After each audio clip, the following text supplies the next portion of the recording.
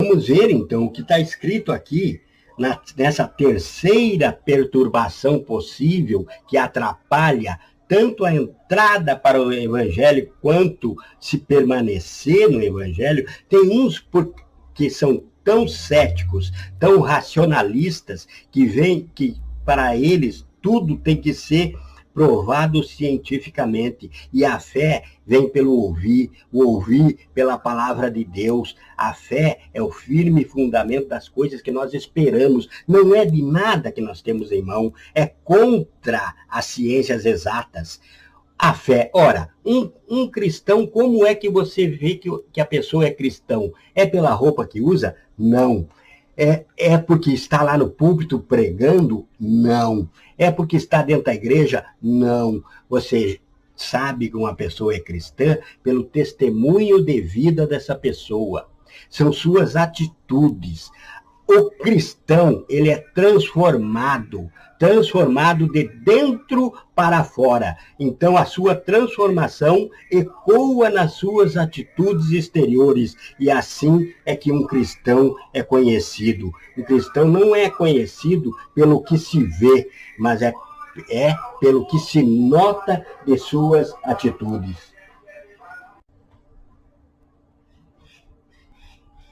Quando está tudo bem na sua vida, na minha vida, é fácil demais servir a Deus. Você passa na rua gritando a paz do Senhor para todo mundo. Mas quando a tribulação começa a apertar um pouquinho, quando você começa a passar por certas provações, você passa na rua de cabeça baixa. Daqui a pouco você começa a nem sair de casa. Daqui a pouco você está ausente da escola bíblica, você está ausente dos cultos de doutrina, você está ausente dos cultos da tua igreja, ninguém mais te enxerga, porque a tribulação está te amassando. Vejam aqui, em Mateus 11, no versículo 3. Vamos começar aqui no 2. Quando João ouviu no cárcere falar das obras de Cristo, mandou por seus discípulos perguntar-lhe: És tu aquele que estava por vir, ou havemos de esperar outro? Olha aqui, irmãos. Vejam, irmãos e irmãs, bem o que aconteceu com esse, que nós já vimos hoje, que Jesus disse que dentre as mulheres, nascido de mulher, ninguém maior que João Batista. Quem que teve um testemunho desses, a não ser o próprio João Batista? Nem Moisés teve esse testemunho do Senhor Jesus. João Batista, Jesus pegou entre todos os servos e colocou um degrau acima, uma espécie de degrau acima, dizendo: esse é o maior nascido entre mulheres. E esse, quando foi preso, depois de ele mesmo ter testemunhado e dito: eis o Cordeiro de Deus, eis o que tira o pecado do mundo. Para todos que estavam ali, quando ele estava batizando, quando Cristo chegou ali no Jordão, ele disse: esse é o Salvador, esse é o Messias que nós estávamos esperando. Segui ele, segui o Senhor, segui a salvação que está chegando aqui agora e vocês estão vendo com os seus próprios olhos.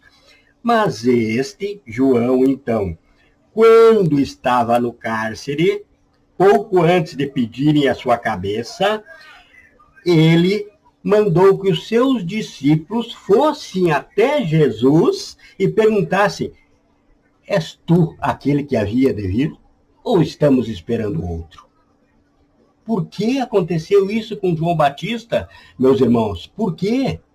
Um homem tão cheio do Espírito Santo, desde o ventre da sua mãe, que não podia gerar, mas o Espírito Santo o concedeu, abriu a madre e ela gerou, e já foi dito que ele seria o nazireu de Deus, a quem nunca ia haver vinho, bebida forte, que ia ser aquele que ia abrir os caminhos, preparar os caminhos para o Senhor. Esse homem, a quem já nasceu predestinado a servir o Senhor, como já expliquei antes sobre a predestinação, que é servir o Senhor, esse João Batista agora a tribulação, a ameaça de perder sua vida, o fez duvidar. O fez duvidar não somente de Cristo, mas da própria carreira que ele tinha proposto, que Deus tinha proposto a ele, que ele tinha cumprido. Como Paulo falou lá a Timóteo, quando Paulo escreveu, preso lá em Roma, Paulo escreveu assim a Timóteo: combati o bom combate, acabei a carreira e guardei a fé. E desde já a coroa da justiça me espera. E Paulo, então, preso em Roma, pediu a Timóteo o quê? Ele não pediu para Timóteo perguntar a alguém se estava certo, se eles estavam pregando corretamente, se Jesus era mesmo Cristo. Não. Paulo pediu para que Timóteo levasse a capa para ele, que ele sentia muito frio, pediu os pergaminhos, que é a palavra do Senhor, e pediu os livros, que eram os livros de apoio que ele usava para estudar. Certo? Como bem falamos, veja o vídeo passado, nas pregações passadas, que nós bem falamos sobre a importância de o cristão ter conteúdo para pregar a palavra do Senhor. Mas então, esse João Batista não foi como Paulo, num tempo futuro. Ele se viu apertado e decidiu realmente questionar a Cristo se era ele mesmo o Salvador. O que foi que Cristo disse em resposta? Cristo disse: vá e diga a João Batista, o evangelho é anunciado, os coxos andam, os cegos veem, os paralíticos voltam a caminhar, os mortos ressuscitam. Jesus Cristo mandou falar, relatar a João Batista o que estava todos vendo, o que estava acontecendo. Porque se não abriu o coração somente pelas palavras, que abra pelas obras. Não estou aqui falando, porque o Espírito Santo não me concedeu isso, que João Batista possa ter perdido, não, longe disso, a salvação. Estou dizendo que a tribulação, no momento, aquele oportuno, fez com que João Batista enfraquecesse, deixasse que aquele que está sempre assim, batendo na porta do cristão para oferecer outras coisas, para oferecer outras possibilidades, estava batendo na mente de João Batista, estava batendo palma lá na mente de João Batista e dizendo: João, se ele fosse o Deus, se ele fosse o Messias enviado, tu não estaria preso, João. Tu não estaria preso, porque ele viria aqui e te tiraria da prisão.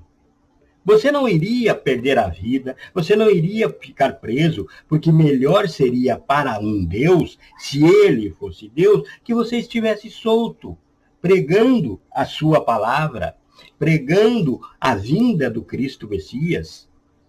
Então, João, não é ele. Então, minha irmã, meu irmão, João, na hora da tribulação, deixou com que Satanás falasse em seu ouvido.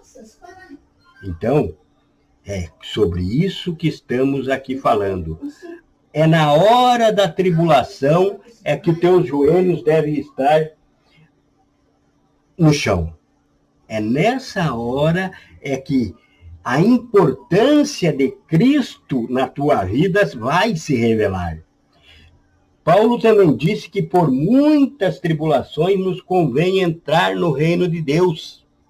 Por quê? Porque a tribulação produz para você a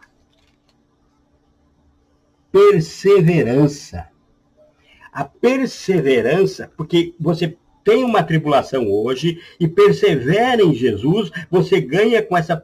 Você persevera, então você ganhou experiência. Essa experiência vai te fazer cada vez mais forte. E cada vez eu vou dizer para você, por experiência própria, cada vez essa tribulação pode ficar aos teus olhos um pouquinho mais pesada, mas não é que a tribulação esteja mais pesada, é porque, na verdade, você está mais forte, mais preparado. Ora, quando eu era menino, eu corria como um menino.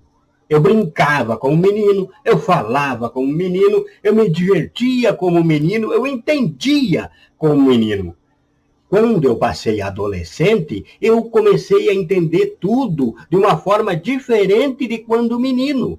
Eu já tinha uma experiência maior. Então, depois, quando eu era jovem, maior, e agora que eu sou um homem adulto, eu vejo as coisas totalmente diferentes. A gente olha para trás agora e ri, dizendo assim, como pode que eu pensava dessa forma?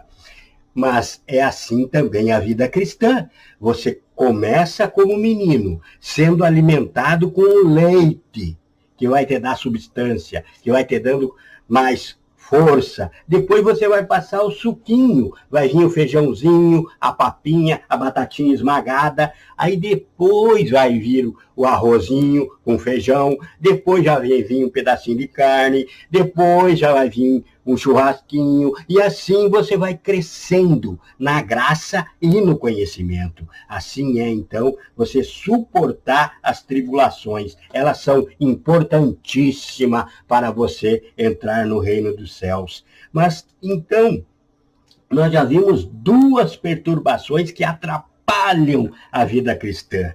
Mas tem uma terceira perturbação. E essa é terrível.